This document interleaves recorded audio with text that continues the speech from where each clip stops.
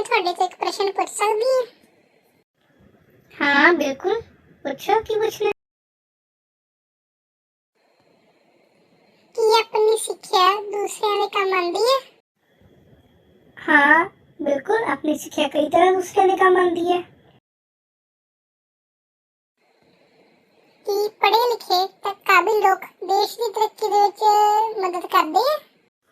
हाँ बहुत ज़्यादा।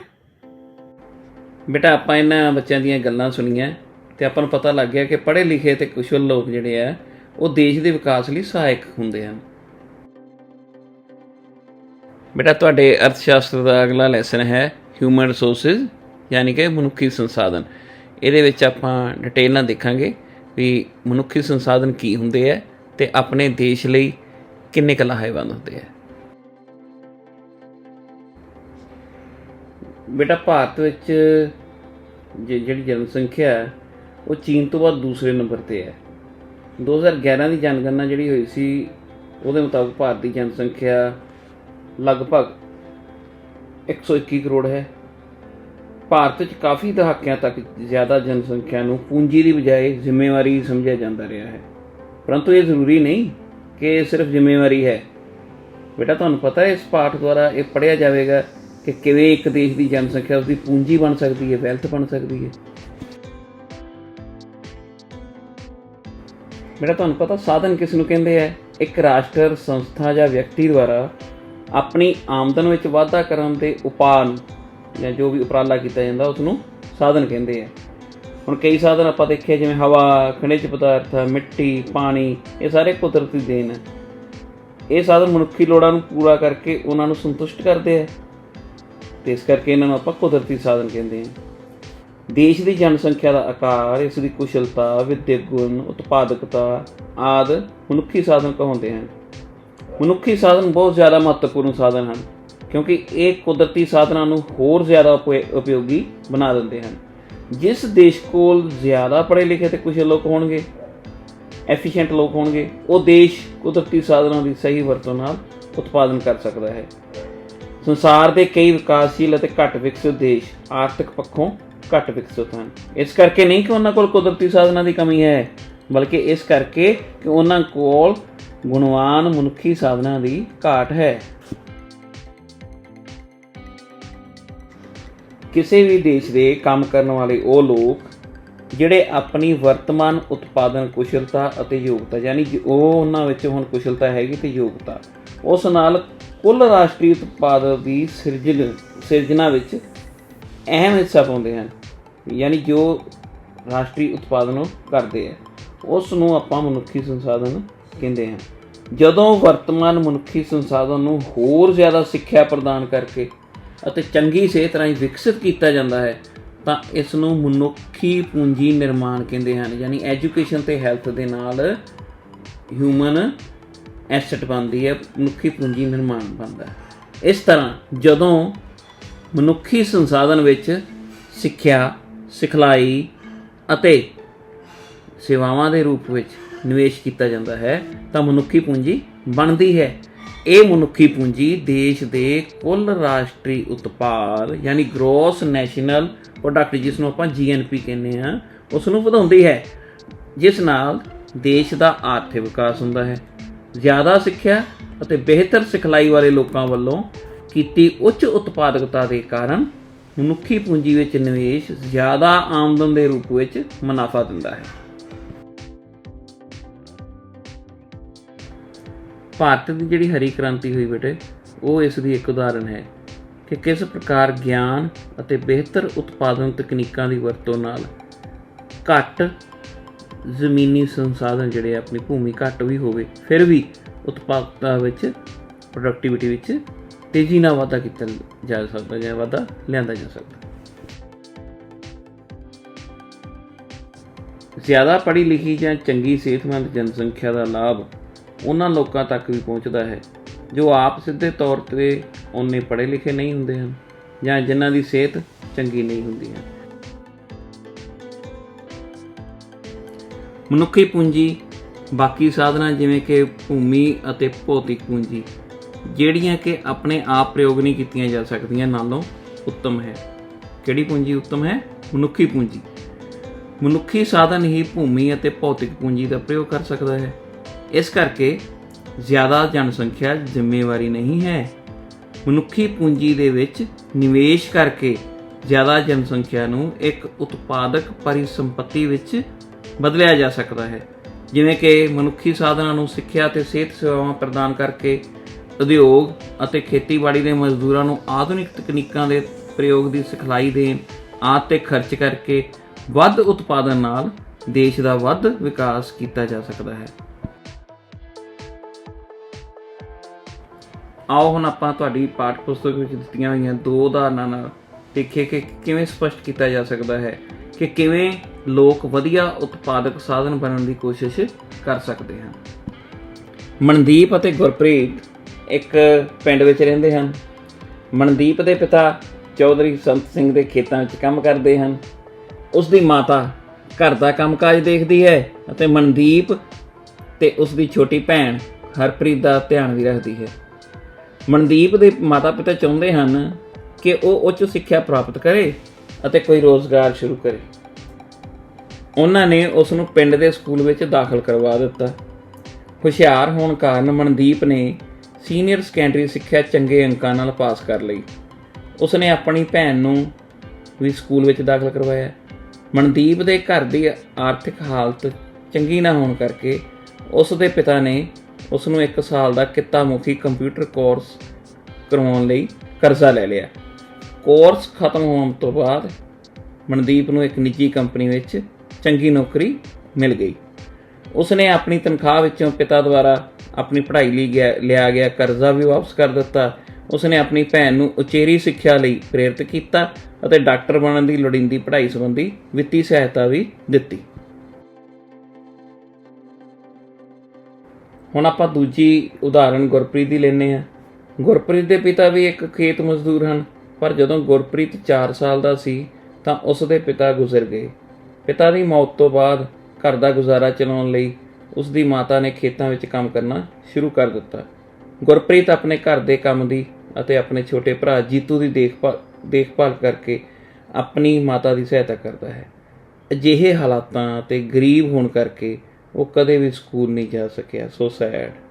ਪੌਸ਼ਟਿਕ ਭੋਜਨ ਘੱਟ ਮਿਲਣ ਕਾਰਨ ਉਸ ਦੀ ਸਿਹਤ ਵੀ ਤੰਦਰੁਸਤ ਨਹੀਂ ਰਹਿੰਦੀ। ਉਸ ਦੀ ਮਾਤਾ ਬਿਮਾਰ ਹੈ ਅਤੇ ਪਰਿਵਾਰ ਵਿੱਚ ਉਹਨਾਂ ਦੀ ਦੇਖਭਾਲ ਕਰਨ ਵਾਲਾ ਤੇ ਸਹਾਇਤਾ ਕਰਨ ਵਾਲਾ ਹੋਰ ਕੋਈ ਨਹੀਂ ਹੈ। ਡਾਕਟਰੀ ਸਹਾਇਤਾ ਦੀ ਕਮੀ ਕਰਕੇ ਉਸ ਦੇ ਮਾਤਾ ਜੀ ਦੀ ਵੀ ਮੌਤ ਹੋ ਗਈ, ਜਿਸ ਕਰਕੇ ਗੁਰਪ੍ਰੀਤ ਨੂੰ ਹੁਣ ਆਪਣੀ ਜੀਵਿਕਾ ਕਮਾਉਣ ਲਈ ਖੁਦ ਨੂੰ ਖੇਤਾਂ ਵਿੱਚ ਕੰਮ ਕਰਨਾ ਪੈਂਦਾ ਹੈ। ਇਹਨਾਂ ਦੋਨਾਂ ਕੇਸਾਂ ਵਿੱਚ ਆਪਾਂ ਦੇਖਦੇ ਹਾਂ ਕਿ ਮਨਦੀਪ ਨੂੰ ਚੰਗੀ ਸਿੱਖਿਆ ਮਿਲੀ, ਪਰੰਤੂ ਗੁਰਪ੍ਰੀਤ ਨੂੰ ਨਹੀਂ। ਮਨਦੀਪ ਸਰੀਰ ਪੱਖੋਂ ਤਕੜਾ ਅਤੇ ਸਿਹਤਮੰਦ ਹੈ, ਪਰੰਤੂ ਵਿਚਾਰਾ ਗੁਰਪ੍ਰੀਤ ਉਸ ਦੀ ਸਿਹਤ ਚੰਗੀ ਨਹੀਂ ਰਹਿੰਦੀ। ਕਿੱਤਾ ਮੁਖੀ ਕੰਪਿਊਟਰ ਕੋਰਸ ਨੇ ਮਨਦੀਪ ਨੂੰ ਚੰਗੀ ਆਮਦਨ ਕਮਾਉਣ ਵਿੱਚ ਸਹਾਇਤਾ ਕੀਤੀ, ਜਦੋਂ ਕਿ ਗੁਰਪ੍ਰੀਤ ਨੇ ਖੇਤਾਂ ਵਿੱਚ ਕੰਮ ਕਰਕੇ ਘੱਟ ਆਮਦਨ ਕਮਾਈ। ਸਿੱਖਿਆ ਨੇ ਮਨਦੀਪ ਦੀ ਕਿਰਤ ਦੀ ਗੁਣਵੱਤਾ ਅਤੇ ਉਸ ਦੀ ਕੁੱਲ ਉਤਪਾਦਕਤਾ ਨੂੰ ਵੀ ਵਧਾਇਆ। ਵਧੀ ਕੁੱਲ ਉਤਪਾਦਕਤਾ ਨੇ ਅਰਥ ਵਿਵਸਥਾ ਦੇ ਵਾਧੇ ਵਿੱਚ ਹਿੱਸਾ ਪਾਇਆ। ਬਦਲੇ ਵਿੱਚ ਮਨਦੀਪ ਨੂੰ ਚੰਗੀ ਤਨਖਾਹ ਮਿਲੀ, ਪਰੰਤੂ ਅਸਿੱਖਿਅਤ ਗੁਰਪ੍ਰੀਤ ਆਪਣੀ ਮਾਤਾ ਦੀ ਤਰ੍ਹਾਂ ਹੀ ਅਕੁਸ਼ਲ ਅਨਸਕਿਲਡ ਮਜ਼ਦੂਰੀ ਦਾ ਵੇਤਨ ਪ੍ਰਾਪਤ ਕਰਦਾ ਸੀ। ਇਸ ਲਈ ਉਹ ਆਪਣੇ ਜੀਵਨ ਦੌਰਾਨ ਵਧੇਰੇ ਕਮਾਈ ਨਹੀਂ ਕਰ ਸਕਿਆ। ਹੁਣ ਮਨਦੀਪ ਆਪਾਂ ਨੂੰ ਪਤਾ ਜ਼ਿਆਦਾ ਪੜ੍ਹਿਆ ਲਿਖਿਆ ਸੀ, ਇਸ ਕਰਕੇ ਉਸ ਦਾ ਵਿਆਹ ਵੀ ਚੰਗੀ ਕੁੜੀ ਯਾਨੀ ਪੜ੍ਹੀ ਲਿਖੀ ਕੁੜੀ ਨਾਲ ਹੋਇਆ। ਉਹਨਾਂ ਦੋਹਾਂ ਨੇ ਆਪਣੇ ਬੱਚਿਆਂ ਦੀ ਸਿੱਖਿਆ ਅਤੇ ਸਿਹਤ ਸੰਬੰਧੀ ਜ਼ਰੂਰਤਾਂ ਦਾ ਧਿਆਨ ਰੱਖਿਆ। ਇਸ ਪ੍ਰਕਾਰ ਪੜ੍ਹੇ ਲਿਖੇ ਮਾਂ-ਬਾਪ ਆਪਣੇ ਬੱਚਿਆਂ ਦੀ ਸਿੱਖਿਆ ਅਤੇ ਸਿਹਤ 'ਤੇ ਜ਼ਿਆਦਾ ਨਿਵੇਸ਼ ਕਰਦੇ ਹਨ, ਕਿਉਂਕਿ ਉਹਨਾਂ ਨੂੰ ਸਿੱਖਿਆ ਅਤੇ ਚੰਗੀ ਸਿਹਤ ਦੀ ਮਹੱਤਤਾ ਬਾਰੇ ਜਾਣਕਾਰੀ ਹੁੰਦੀ ਹੈ। ਪਰੰਤੂ ਜਿਹੜੇ ਮਾਂ-ਬਾਪ ਆਪ ਪੜ੍ਹਾਈ ਅਤੇ ਚੰਗੀ ਸਿਹਤ ਤੋਂ ਵਾਂਝੇ ਰਹਿ ਜਾਂਦੇ ਹੈ, ਉਹ ਆਪਣੀਆਂ ਮਜਬੂਰੀਆਂ ਕਾਰਨ ਪੜ੍ਹੇ ਲਿਖੇ ਮਾਪਿਆਂ ਦੇ ਮੁਕਾਬਲੇ ਆਪਣੇ ਬੱਚਿਆਂ ਨੂੰ ਵੀ ਇਸ ਪਾਸੇ ਪ੍ਰੇਰਿਤ ਨਹੀਂ ਕਰ ਸਕਦੇ। ਇਸ ਤਰ੍ਹਾਂ ਮਨੁੱਖੀ ਸੰਸਾਧਨਾਂ ਵਿੱਚ ਸਿੱਖਿਆ ਅਤੇ ਸਿਹਤ ਸੇਵਾਵਾਂ ਦੇ ਰੂਪ ਵਿੱਚ ਕੀਤਾ ਗਿਆ ਨਿਵੇਸ਼ ਭਵਿੱਖ ਵਿੱਚ ਉੱਚ ਆਮਦਨ ਦੇ ਰੂਪ ਵਿੱਚ ਮੁਨਾਫਾ ਦੇ ਸਕਦਾ ਹੈ ਅਤੇ ਸਮਾਜ ਲਈ ਵੀ ਵੱਡਾ ਯੋਗਦਾਨ ਦੇ ਸਕਦਾ ਹੈ। आओ होर एग्जाम्पल देखिए। दूजे विश्व युद्ध की तबाही तो बाद जर्मनी ਅਤੇ जापान जे देशों ने तेज़ी नाल आर्थिक विकास किया, क्योंकि उन्होंने मनुखी संसाधनों संबंधी विशेष रूप में सिक्ख्या ਅਤੇ सेहत के खेत्र में निवेश किया। सिक्खियत ਅਤੇ सेहतमंद लोगों ने भूमि ਅਤੇ पूंजी का कुशलता नाल प्रयोग करके इन्हां देशों को धनी ਅਤੇ विकसित बनाया। हुण तुहानूं पता ना इस साल की हो रहा भला, ओलंपिक गेमां कित्थे? जापान 'च। हाँ, इस दे उलट भारत, बांग्लादेश, पाकिस्तान आदि देश अपनी बहुत ज़्यादा अनपढ़, रोगी ਅਤੇ अकुशल जनसंख्या करके घट विकसित रहे। इस तरह एक देश की तकनीकी तौर पर कुशल जनसंख्या देश ਨੂੰ ਧਨੀ ਅਤੇ विकसित बना सकती है। ਹੁਣ ਆਪਾਂ ਨੂੰ ਪਤਾ ਲੱਗ ਗਿਆ ਕਿਸੇ ਦੇਸ਼ ਦੇ ਰਹਿਣ ਵਾਲੇ ਲੋਕ ਉੱਥੋਂ ਦੇ ਮਨੁੱਖੀ ਸੰਸਾਧਨ ਹੁੰਦੇ ਹਨ। ਆਪਾਂ ਦੇਖਦੇ ਹਾਂ ਹੁਣ ਮਨੁੱਖੀ ਸੰਸਾਧਨ ਕਿਹੜੀਆਂ ਕਿਰਿਆਵਾਂ ਕਰਦੇ ਹਨ। ਸਭ ਤੋਂ ਪਹਿਲਾਂ ਆਪਾਂ ਆਰਥਿਕ ਕਿਰਿਆਵਾਂ ਦੀ ਗੱਲ ਕਰੀਏ ਕਿ ਆਰਥਿਕ ਕਿਰਿਆਵਾਂ ਕਿਹੜੀਆਂ ਹੁੰਦੀਆਂ ਹਨ। ਉਹ ਸਾਰੀਆਂ ਗਤੀਵਿਧੀਆਂ ਜੋ ਕਿ ਮਨੁੱਖ ਦੁਆਰਾ ਧਨ ਕਮਾਉਣ ਲਈ ਕੀਤੀਆਂ ਜਾਂਦੀਆਂ ਹਨ ਨੂੰ ਆਰਥਿਕ ਕਿਰਿਆਵਾਂ ਕਹਿੰਦੇ ਹਨ। ਮਨਦੀਪ ਅਤੇ ਗੁਰਪ੍ਰੀਤ ਦੇ ਜੀਵਨ ਦੀਆਂ ਸਥਿਤੀਆਂ ਵਿੱਚ ਅਸੀਂ ਆਰਥਿਕ ਕਿਰਿਆਵਾਂ ਦੀਆਂ ਬਹੁਤ ਸਾਰੀਆਂ ਉਦਾਹਰਨਾਂ ਦੇਖੀਆਂ ਹਨ, ਜਿਵੇਂ ਕਿ ਗੁਰਪ੍ਰੀਤ ਦਾ ਖੇਤਾਂ ਵਿੱਚ ਕੰਮ ਕਰਨਾ, ਮਨਦੀਪ ਦੁਆਰਾ ਨਿੱਜੀ ਕੰਪਨੀ ਵਿੱਚ ਨੌਕਰੀ ਕਰਨਾ, ਇੱਕ ਅਧਿਆਪਕ ਵੱਲੋਂ ਸਕੂਲ ਵਿੱਚ ਪੜ੍ਹਾਉਣਾ ਆਦਿ। ਇਸ ਤਰੀਕੇ ਨਾਲ ਮਨੁੱਖ ਦੁਆਰਾ ਬਹੁਤ ਸਾਰੀਆਂ ਆਰਥਿਕ ਕਿਰਿਆਵਾਂ ਕੀਤੀਆਂ ਜਾਂਦੀਆਂ ਹਨ ਜਿਹੜੀਆਂ ਰਾਸ਼ਟਰੀ ਆਮਦਨ ਵਿੱਚ ਵਾਧਾ ਕਰਦੀਆਂ ਹਨ। ਸਾਰੀਆਂ ਆਰਥਿਕ ਕਿਰਿਆਵਾਂ ਅਰਥ ਵਿਵਸਥਾ ਵਿੱਚ ਵਸਤੂਆਂ ਅਤੇ ਸੇਵਾਵਾਂ ਦੇ ਪ੍ਰਵਾਹ ਵਿੱਚ ਹਿੱਸਾ ਪਾਉਂਦੀਆਂ ਹਨ। ਅੱਗੇ ਬੇਟਾ ਆਪਾਂ ਆਰਥਿਕ ਕਿਰਿਆਵਾਂ ਨੂੰ 3 ਮੁੱਖ ਖੇਤਰਾਂ ਵਿੱਚ ਵੰਡ ਸਕਦੇ ਹਾਂ, ਉਹ ਦੇਖਦੇ ਹਾਂ ਹੁਣ ਕਿਹੜੇ ਆ। ਪਹਿਲਾ ਖੇਤਰ ਹੈ ਬੇਟਾ ਮੁੱਢਲਾ ਖੇਤਰ, ਜਿਸ ਖੇਤਰ ਵਿੱਚ ਕੁਦਰਤੀ ਸਾਧਨਾਂ ਦੀ ਵਰਤੋਂ ਕਰਕੇ ਉਤਪਾਦਨ ਕੀਤਾ ਜਾਂਦਾ ਹੈ ਉਸ ਨੂੰ ਮੁੱਢਲਾ ਖੇਤਰ ਕਹਿੰਦੇ ਹਨ। ਉਦਾਹਰਨ ਦੇ ਤੌਰ ਤੇ ਖੇਤੀਬਾੜੀ, ਪਸ਼ੂ ਪਾਲਣ, ਡੇਅਰੀ, ਮੁਰਗੀ ਪਾਲਣ, ਮੱਛੀ ਪਾਲਣ, ਖਾਣਾ, ਵਣ ਵਿਗਿਆਨ, ਚਾਰਾਗਾਹ ਆਦਿ। शिकार करना भी बेटा इस खेत्र में आ जाता है। अगला है सैकेंडरी या गौण खेत्र। इस विच बेटा वो खेत्र या वो क्रियावां होंदियां हन जिहड़ियां प्राइमरी खेत्र के उत्पाद नूं कच्चे माल की तरह प्रयोग करके अंतिम वस्तुओं का उत्पादन करदियां हन।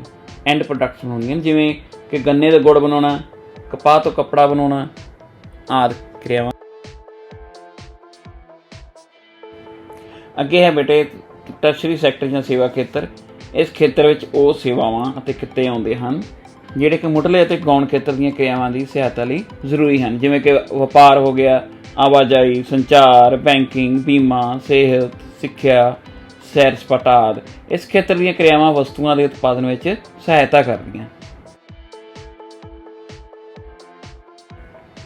ਆ ਵੇਖੋ ਬੇਟਾ ਤਸਵੀਰਾਂ ਦੀ ਮਦਦ ਨਾਲ ਸਮਝਾਇਆ ਗਿਆ। ਮੁੱਢਲਾ ਖੇਤਰ ਜਿਵੇਂ ਕਿਸਾਨ ਖੇਤੀ ਕਰ ਰਿਹਾ ਹੈ, ਗੌਣ ਖੇਤਰ ਜਿਵੇਂ ਕਿ ਪੈਟਰੋਲੀਅਮ ਪ੍ਰੋਡਕਟਸ, ਤੇ ਸੇਵਾ ਖੇਤਰ ਜਿਵੇਂ ਕਿ ਯਾਤਾਯਾਤ। ਹੁਣ ਬੇਟਾ ਆਪਾਂ ਨੌਨ ਇਕਨੋਮਿਕ ਐਕਟੀਵਿਟੀਜ਼ ਦੀ ਗੱਲ ਕਰਾਂਗੇ ਜਿਨ੍ਹਾਂ ਨੂੰ ਆਪਾਂ ਗੈਰ ਆਰਥਿਕ ਕਿਰਿਆਵਾਂ ਵੀ ਕਹਿੰਦੇ ਹਾਂ। ਆਓ ਦੇਖੀਏ ਬੇਟਾ ਉਹ ਕਿਰਿਆਵਾਂ ਜਿਨ੍ਹਾਂ ਦੇ ਕਰਨ ਨਾਲ ਆਮਦਨ ਪ੍ਰਾਪਤ ਨਹੀਂ ਹੁੰਦੀ ਗੈਰ ਆਰਥਿਕ ਕਿਰਿਆਵਾਂ ਹੁੰਦੀਆਂ ਨੇ। ਸਿੰਪਲ, ਜਿਨ੍ਹਾਂ ਤੋਂ ਆਮਦਨ ਪ੍ਰਾਪਤ ਨਹੀਂ ਹੁੰਦੀ ਉਹ ਗੈਰ ਆਰਥਿਕ ਕਿਰਿਆਵਾਂ ਹੁੰਦੀਆਂ। ਇਹ ਕਿਰਿਆਵਾਂ ਅਰਥ ਵਿਵਸਥਾ ਵਿੱਚ ਵਸਤੂਆਂ ਅਤੇ ਸੇਵਾਵਾਂ ਦੇ ਪ੍ਰਵਾਹ ਵਿੱਚ ਹਿੱਸਾ ਨਹੀਂ ਪਾਉਂਦੀਆਂ, ਜਿਵੇਂ ਅਧਿਆਪਕ ਵੱਲੋਂ ਆਪਣੇ ਬੱਚੇ ਨੂੰ ਘਰ ਵਿੱਚ ਪੜ੍ਹਾਉਣਾ, ਗ੍ਰਹਿਣੀ ਵੱਲੋਂ ਆਪਣੇ ਕੱਪੜੇ ਆਪ ਸਿਉਣੇ ਧੋਣੇ, ਔਰਤ ਵੱਲੋਂ ਆਪਣੇ ਘਰ ਦਾ ਕੰਮ ਕਰਨਾ ਆਦਿ। ਸਾਰੇ ਕੰਮ ਜਿਹੜੇ ਆ ਗੈਰ ਆਰਥਿਕ ਕਿਰਿਆਵਾਂ ਵਿੱਚ ਆਉਂਦੇ ਹਨ। ਹੁਣ ਜੇ ਬੇਟਾ ਔਰਤਾਂ ਦੀ ਗੱਲ ਚੱਲੀ ਹੈ, ਆਪਾਂ ਦੇਖੀਏ ਔਰਤਾਂ ਦੁਆਰਾ ਕਿਹੜੀਆਂ ਆਰਥਿਕ ਕਿਰਿਆਵਾਂ ਕੀਤੀਆਂ ਜਾਂਦੀਆਂ ਹਨ ਅਤੇ ਕਿਹੜੀਆਂ ਗੈਰ ਆਰਥਿਕ ਕਿਰਿਆਵਾਂ ਕੀਤੀਆਂ ਜਾਂਦੀਆਂ। ਆਓ ਵੇਖੀਏ। ਪੁਰਾਣੇ ਸਮੇਂ ਵਿੱਚ ਬੇਟਾ ਕੀ ਹੁੰਦਾ ਸੀ, ਪਰਿਵਾਰ ਵਿੱਚ ਪੁਰਸ਼ਾਂ ਅਤੇ ਔਰਤਾਂ ਦੇ ਵਿੱਚ ਕਿਰਤ ਦੀ ਵੰਡ ਹੁੰਦੀ ਸੀ। ਔਰਤਾਂ ਘਰ ਦਾ ਕੰਮ ਕਰਦੀਆਂ ਸਨ ਅਤੇ ਪੁਰਸ਼ ਖੇਤਾਂ ਵਿੱਚ ਕੰਮ ਕਰਦੇ ਸਨ ਜਾਂ ਬਾਹਰਲੇ ਕੰਮ ਕਰਦੇ ਸਨ। ਇਸੇ ਤਰ੍ਹਾਂ ਜਿਹੜੀਆਂ ਆਪਾਂ 2 ਐਗਜ਼ਾਮਪਲਸ ਦੇਖੀਆਂ, ਇਹਨਾਂ ਵਿੱਚ ਮਨਦੀਪ ਦੀ ਮਾਂ ਘਰ ਰਹਿ ਕੇ ਘਰ ਦਾ ਕੰਮ ਅਤੇ ਆਪਣੇ ਬੱਚਿਆਂ ਦੀ ਦੇਖਭਾਲ ਵੀ ਕਰਦੀ ਹੈ ਅਤੇ ਉਸਦੇ ਪਿਤਾ ਖੇਤਾਂ ਵਿੱਚ ਕੰਮ ਕਰਕੇ ਪਰਿਵਾਰ ਲਈ ਆਮਦਨ ਕਮਾਉਂਦੇ ਹਨ। ਮਨਦੀਪ ਦੀ ਮਾਂ ਨੂੰ ਘਰ ਵਿੱਚ ਪ੍ਰਦਾਨ ਕੀਤੀਆਂ ਗਈਆਂ ਸੇਵਾਵਾਂ ਲਈ ਕੋਈ ਭੁਗਤਾਨ ਨਹੀਂ ਕੀਤਾ ਜਾਂਦਾ ਹੈ। ਇਸ ਦੀ ਤੁਲਨਾ ਵਿੱਚ ਗੁਰਪ੍ਰੀਤ ਦੀ ਮਾਂ ਨੂੰ ਖੇਤਾਂ ਵਿੱਚ ਕੀਤੇ ਗਏ ਉਸ ਦੇ ਕੰਮ ਲਈ ਭੁਗਤਾਨ ਕੀਤਾ ਜਾਂਦਾ ਹੈ। ਇਸ ਤਰ੍ਹਾਂ ਔਰਤਾਂ ਨੂੰ ਉਹਨਾਂ ਦੇ ਕੰਮ ਲਈ ਉਦੋਂ ਭੁਗਤਾਨ ਕੀਤਾ ਜਾਂਦਾ ਹੈ ਜਦੋਂ ਉਹ ਕਿਰਤ ਬਾਜ਼ਾਰ ਵਿੱਚ ਪ੍ਰਵੇਸ਼ ਕਰਦੀਆਂ ਹਨ। ਪੁਰਸ਼ਾਂ ਦੀ ਤਰ੍ਹਾਂ ਔਰਤਾਂ ਦੀ ਕੁਸ਼ਲਤਾ ਅਤੇ ਸਮਰੱਥਾ ਨੂੰ ਪੜ੍ਹਾਈ ਅਤੇ ਸਹੀ ਸਿਹਤ ਸਹੂਲਤਾਂ ਦੇ ਨਾਲ ਵਧਾਇਆ ਜਾ ਸਕਦਾ ਹੈ। ਇਸ ਪ੍ਰਕਾਰ ਸਿੱਖਿਆ ਅਤੇ ਕੁਸ਼ਲਤਾ ਬਾਜ਼ਾਰ ਵਿੱਚ ਵਿਅਕਤੀਗਤ ਕਮਾਈ ਦੇ ਮੁੱਖ ਨਿਰਧਾਰਕ ਯਾਨੀ ਡਿਟਰਮੀਨੈਂਟਸ ਹਨ। ਬੇਟਾ ਦੋਨੋਂ ਪਿਕਚਰਸ ਦੇਖੋ। ਇੱਕ ਪਿਕਚਰ ਵਿੱਚ ਟੀਚਰ ਬੱਚਿਆਂ ਨੂੰ ਪੜ੍ਹਾ ਰਹੀ ਹੈ ਤੇ ਸ਼ੋਰ ਹੀ ਹੈ ਜੇ ਸਕੂਲ ਵਿੱਚ ਪੜ੍ਹਾ ਰਹੀ ਹੈ ਤਾਂ ਉਸ ਨੂੰ ਉਸ ਦੀਆਂ ਸੇਵਾਵਾਂ ਬਦਲੇ ਕੋਈ ਮਿਹਨਤਾਨਾ ਮਿਲਦਾ ਹੋਵੇਗਾ। ਤੇ ਦੂਸਰੇ ਪਾਸੇ ਇੱਕ ਗ੍ਰਹਿਣੀ ਜਾਂ ਸਮਝ ਲਓ ਉਹੀ ਟੀਚਰ ਘਰੇ ਆਪਣੇ ਬੱਚੇ ਨੂੰ ਪੜ੍ਹਾ ਰਹੀ ਹੈ ਤੇ ਇਸ ਸੇਵਾ ਦੇ ਬਦਲੇ ਉਸ ਨੂੰ ਭੁਗਤਾਨ ਨਹੀਂ ਹੁੰਦਾ। ਇਸ ਤਰ੍ਹਾਂ ਬੇਟਾ ਆਪਾਂ ਦੇਖਦੇ ਹਾਂ ਆਪਣੇ ਪਰਿਵਾਰ ਵਿੱਚ ਪ੍ਰਦਾਨ ਕੀਤੀਆਂ ਸੇਵਾਵਾਂ ਲਈ ਔਰਤਾਂ ਨੂੰ ਭੁਗਤਾਨ ਨਹੀਂ ਕੀਤਾ ਜਾਂਦਾ। ਉਹਨਾਂ ਦਾ ਕੰਮ ਰਾਸ਼ਟਰੀ ਆਮਦਨ ਵਿੱਚ ਨਹੀਂ ਜੋੜਿਆ ਜਾਂਦਾ ਜੋ ਕਿ ਇੱਕ ਸਾਲ ਦੌਰਾਨ ਦੇਸ਼ ਵਿੱਚ ਉਤਪਾਦਿਤ ਅੰਤਮ ਵਸਤੂਆਂ ਅਤੇ ਸੇਵਾਵਾਂ ਦੇ ਮੁੱਲ ਦਾ ਜੋੜ ਹੈ, ਜਿਸ ਵਿੱਚ ਵਿਦੇਸ਼ਾਂ ਤੋਂ ਪ੍ਰਾਪਤ ਸ਼ੁੱਧ ਸਾਧਨ ਆਮਦਨ ਵੀ ਸ਼ਾਮਲ ਹੁੰਦੀ ਹੈ। ਸੰਗਠਿਤ ਜਾਂ ਸਰਕਾਰੀ ਖੇਤਰ ਵਿੱਚ ਪੁਰਸ਼ਾਂ ਤੇ ਮਹਿਲਾਵਾਂ ਨੂੰ ਇੱਕੋ ਜਿਹਾ ਕੰਮ ਕਰਨ ਬਦਲੇ ਬਰਾਬਰ ਵੇਤਨ ਮਿਲਦਾ ਹੈ, ਪਰ ਗੈਰ ਸੰਗਠਿਤ ਖੇਤਰ 'ਚ ਵਿਸ਼ੇਸ਼ ਰੂਪ ਵਿੱਚ ਪੇਂਡੂ ਖੇਤਰ ਦੇ ਮਜ਼ਦੂਰ ਵਰਗ 'ਚ ਕਈ ਵਾਰ ਪੁਰਸ਼ਾਂ ਦੀ ਤੁਲਨਾ ਵਿੱਚ ਮਹਿਲਾਵਾਂ ਨੂੰ ਘੱਟ ਵੇਤਨ ਦਿੱਤਾ ਜਾਂਦਾ ਹੈ, ਪਰ ਪੜ੍ਹੀਆਂ ਲਿਖੀਆਂ ਮਹਿਲਾਵਾਂ ਨੂੰ ਪੁਰਸ਼ਾਂ ਦੇ ਬਰਾਬਰ ਵੇਤਨ ਹੀ ਦਿੱਤਾ ਜਾਂਦਾ ਹੈ। ਅੱਜ ਕੱਲ੍ਹ ਮਹਿਲਾਵਾਂ ਪੜ੍ਹਨ ਲਿਖਣ ਤੋਂ ਬਾਅਦ ਪ੍ਰਸ਼ਾਸਨਿਕ ਸੇਵਾਵਾਂ, ਜਿਵੇਂ ਆਪਾਂ ਡਾਕਟਰ ਕਿਰਨ ਬੇਦੀ ਨੂੰ ਦੇਖਦੇ ਹਾਂ, IAS ਆਫਿਸਰ ਬਣੇ ਸੀ, IPS ਆਫਿਸਰ ਬਣੇ ਸੀ। ਕਲਪਨਾ ਚਾਵਲਾ, ਸੁਨੀਤਾ ਵਿਲੀਅਮ, ਇਹ ਪੁਲਾੜ ਦੇ ਖੇਤਰ ਵਿੱਚ ਇਹਨਾਂ ਨੇ ਨਾਮ ਕਮਾਇਆ। ਇਸੇ ਤਰ੍ਹਾਂ ਖੋਜ ਕੇਂਦਰਾਂ ਵਿੱਚ ਵੀ ਔਰਤਾਂ ਦਾ ਵੱਡਾ ਯੋਗਦਾਨ ਹੈ। ਇਹਨਾਂ ਖੇਤਰਾਂ ਵਿੱਚ ਵੱਡੀ ਮਾਤਰਾ ਵਿੱਚ ਵਿਗਿਆਨਕ ਅਤੇ ਤਕਨੀਕੀ ਹੁਨਰ ਦੀ ਲੋੜ ਹੁੰਦੀ ਹੈ।